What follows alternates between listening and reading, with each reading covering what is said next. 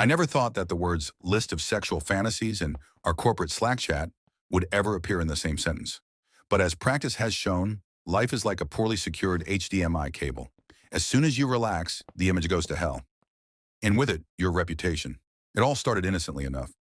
Well, as innocent as it gets, a few weeks ago, I started online sessions with a psychologist because I felt a little stuck. Work, home life, marriage. You know when everything is stable, but inside you feel bored, like buckwheat without salt. And then, during one of the sessions, the psychologist said, it would be good to make a list of your sexual fantasies, just to understand yourself. No judgment. I was like, yeah, no judgment, until my wife sees it. But I wrote it anyway, because who else would see it? I saved it in my phone notes under a safe title, List of Ideas Q2. No one would think that this hidden item called role play. I'm a plumber, she's a princess from Game of Thrones without water. The note was long and strange. There was sex on the kitchen table with ketchup, and a plane crash scenario where I'm the pilot and she's the flight attendant, and we know it's the last night on Earth. Yes, I got a little carried away. But who among us hasn't gotten carried away when honestly admitting to their fetishes? And so, on one unfortunate Monday, I'm sitting in the office. Typical open space, the clacking of keyboards, the smell of instant coffee, and Jekka from DevOps, who's been wearing the same shorts for 7 days in a row. My wife, Alice, works at the same company as a project manager. She sits 2 desks away from me and occasionally sends me memes about how tired we both are, but can't quit because we have a mortgage and a cat. At the same time, I was talking to a psychologist on Telegram. He asked me to send him the same list so we could discuss it at our next session. I'm like, okay, copy pasted, and hit send. And that's when the universe decided, let's add a little chaos. Because instead of sending the message to the psychologist, I swear I accidentally mixed up the chats, I hit enter in the company Slack chat.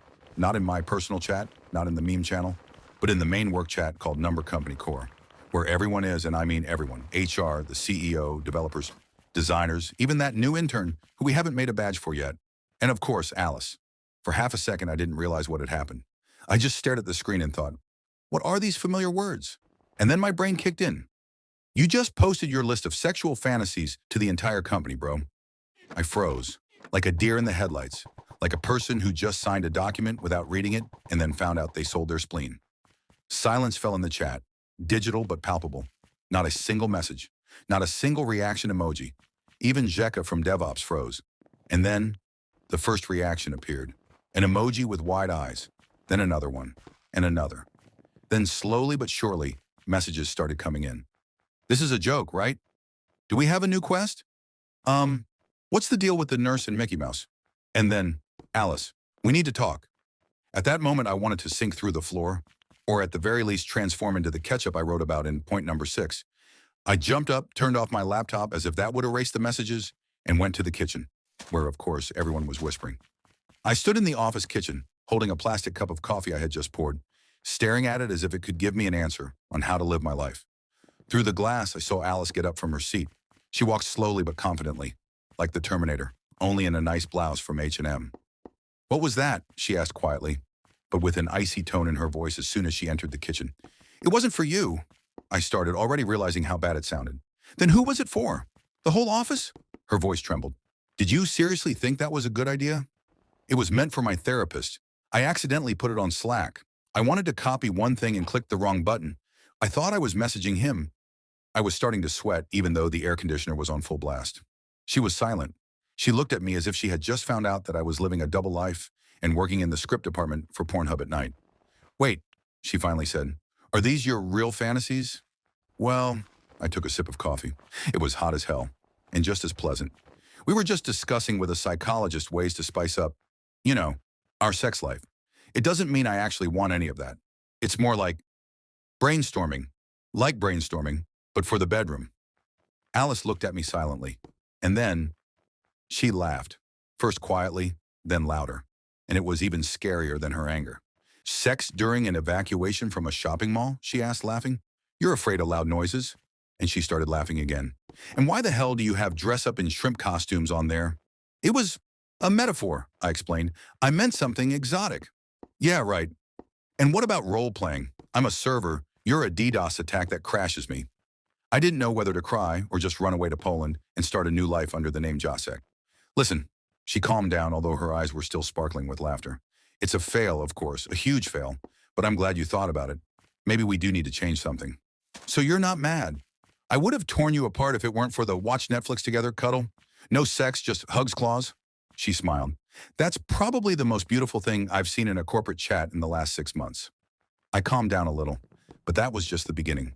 Because a few minutes later, I received a direct message from our CEO. Short, but very, very clear. Bad release, but interesting concept. Be more careful with the production environment. And another one, from HR. This does not violate company policy, but please create a separate channel next time if you want to share such feedback. And then, the worst part. Slack released statistics showing that 63 employees had clicked view on my message. We have 64 employees. The only one who didn't open it was our accountant, and only because she had another Zoom meeting with the tax office that morning. After that fateful post, Slack no longer seemed like just a messenger app. It became a crime scene. I was afraid to even open it. Every message was like a court summons. My colleagues no longer just greeted me, they winked at me like conspirators.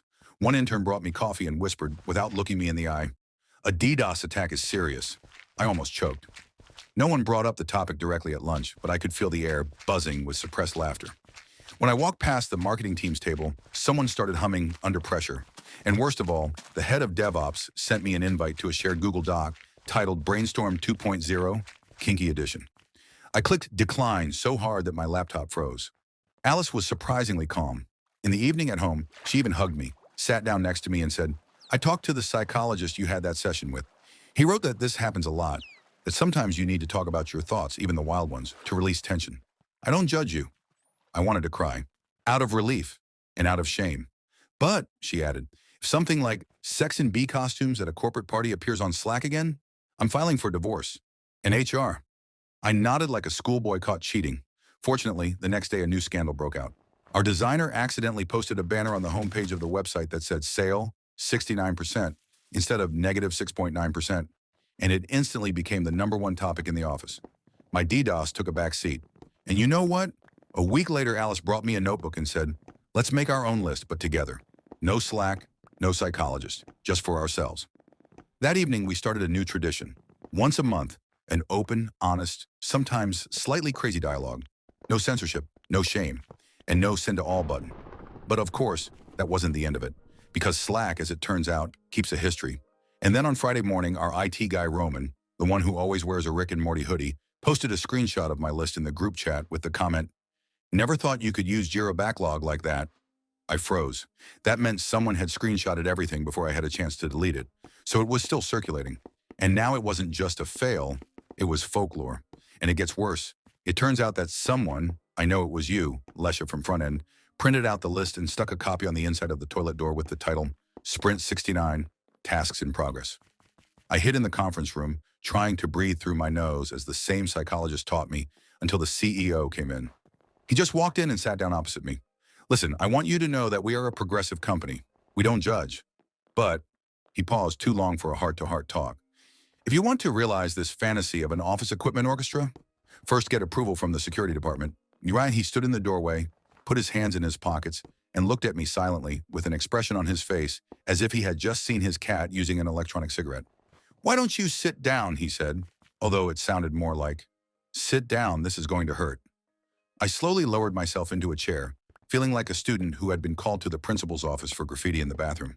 Although in my case, the graffiti also included references to massage with elements of archaeology. "Listen," he finally began, "I've seen a lot of weird things in my life. I worked at a startup where the CTO drank from an aquarium, and even there, it wasn't this creative." "I didn't print that," I exploded. "I already deleted everything. I sprinkled ashes on my head. Someone saved it. This is cyberbullying." "Yes, I know. Do you think this is the first time something accidentally got sent to Slack in our company?" Once a UX designer posted a photo of his feet with the caption, "Check out the architecture," in a chat with a client. We survived that. We'll survive this. I breathed a sigh of relief, in vain. "But," he continued, "now we have a new corporate meme, and as CEO, I can't ignore it." "What? What does that mean?" He took a badge out of his pocket and handed it to me. It had my photo on it. Under the photo was a new title, Chief Fantasy Officer, and the caption, "Look but don't send. You're now officially responsible for boosting team spirit through a creative approach to privacy boundaries," he said as if it were perfectly normal. "And here's an invite." He handed me a piece of paper with the following written on it: "Company party, theme, backlog of desires, dress code, whatever you want as long as no one finds out. You ruined Slack, now fix it, but with humor." I nodded silently. I wanted to run away, but deep down, I knew this was my cross to bear, and my karmic catch-up. The next few days were strange. A stand appeared in the office with the words, "Free feedback on fantasies." Anonymous, and notes began to appear, such as, "Point number 4, I'm in," but no cucumbers. "Can we make shrimp costumes for the next team building event?" DDoS, as that hit home. There's a server in my soul waiting to be crashed too. And HR came up with a new initiative, a series of workshops called Talking About Intimacy, How Not to Get Lost Between Slack and Personal Boundaries. My reputation as a serious back-end developer melted away like a piece of ice in vodka, but instead I became a legend. And most interestingly, my conversation with Alice became deeper. At home, we joked, discussed crazy ideas, and even dared to try one of them. Not shrimp, but something from the not on a first date list. And damn it, it brought us closer together.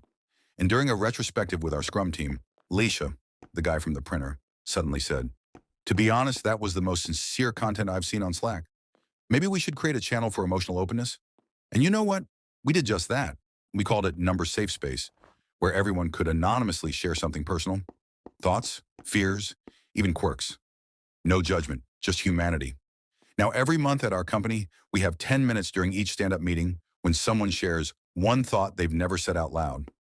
Sometimes it's funny, sometimes it's sad, but it's always sincere. And me? I'm still that guy with the list. Sometimes someone winks at me, sometimes they call me dreamer. But I've learned to laugh about it, and even be a little proud. Because sometimes for everything to become truly open and alive, you have to accidentally launch a DDoS attack on Slack. The main thing is not to forget to click Send to Only Me. But if you're going to do it with dignity and keep the ketchup handy, just in case.